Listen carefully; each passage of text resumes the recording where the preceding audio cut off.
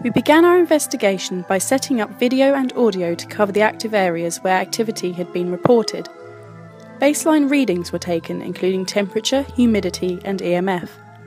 We also placed some trigger objects in the active areas such as a laser grid and a sound-to-light sensor.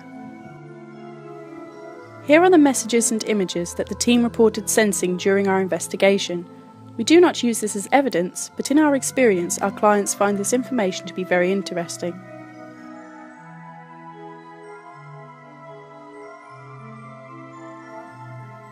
Our investigation began near the railway tea rooms, and it was here that a former maintenance man called George was sensed. George appeared to be walking a dog and seemed to be from a time before Pleasurewood Hills had been built. Next, we moved into the go-kart track, where the image of a shootout involving two cowboys was sensed. One of the men was described as having ginger hair and a moustache. The other had dark hair and a moustache and was described as wearing a red and white neckerchief and a leather waistcoat with a sheriff's badge on. The images portrayed an accident involving one of the guns misfiring and hurting the sheriff's hand. Interestingly, we are aware of reports that a similar image has been seen by others who have visited the park. Showgirls and a fake fire was also sensed in this area. We continued on to the infamous Hobbs Pit. It is here that during the construction of the ride, workmen reported hearing strange noises and experiencing unexplainable phenomena.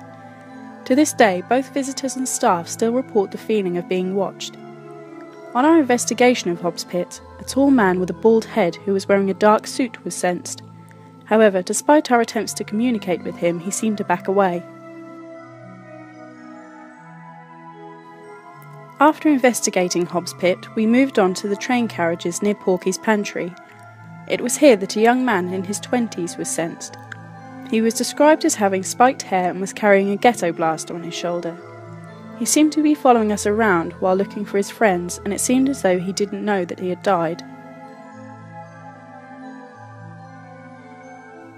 We concluded our investigation in a theatre, and it was felt that the land had been a crop and pig farm many years before the theme park had been built. The name John Little was given as the owner of the farm, and he was described as being in his 40s and having a mullet-style haircut. A young boy from the Victorian period called William was also sensed. It is thought he was around 6 years old and had a basin-type haircut. It was thought that William had died young and that his mother had been quite cruel and strict. Also sensed in the theatre was a man dressed as a lady. He was described as being quite jovial and was wearing glasses on the tip of his nose and a brightly coloured dress and hat. He also had a mole on his cheek that looked as though it had been drawn on. It is believed that this man had possibly died due to a heart attack. Here is a drawing that our psychic artist in the group has drawn of the spirit. Other images sensed in and around the theatre area were of a lady seamstress and her niece Chloe, and a young girl watching a show that involved a witch.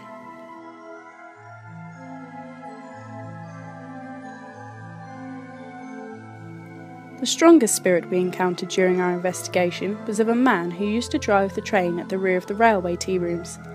The man is described as wearing a blue cap, jeans and a green jumper. He had bushy hair and was thought to have been between the age of 55 and 60.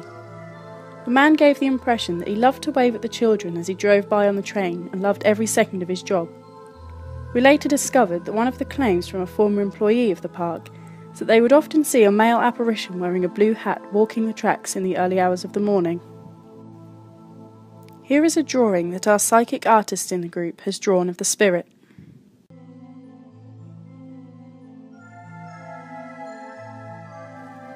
We had an interesting investigation with lots of images from different spirits.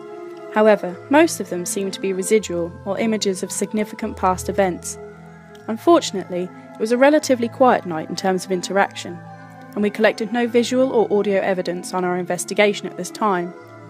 We will attempt to check the history of the location and the local area to match some of the names given during our investigation. If any of the staff or members of the public witness any other strange and unexplainable activity around the park, please don't hesitate to contact us.